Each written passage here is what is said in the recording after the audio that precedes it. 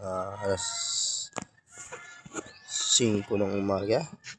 Ubuksan natin ang huli ni Kuya Digol sa labay. Yun, may huli.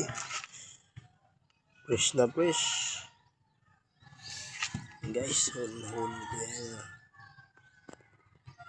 Ayan, fresh na fresh yan guys. Oh, isang timba siguro to. Mga 7 kilo. Ayan guys, oh. Ano naman tong isda na to.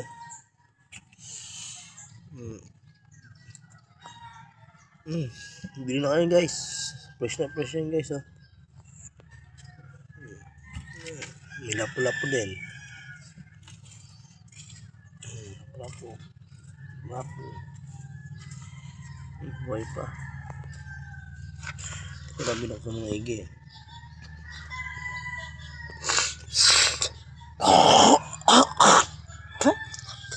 Sorry guys, inuubo na eh. Lamig talaga. Madaling araw. Tignan mo guys, yung pamain niya. Ayan o, pamain niya. Isda lang yan guys, natambad. Hiwa-hiwa. Binabad sa asin. Ayan. Ayan guys. Kita nyo na.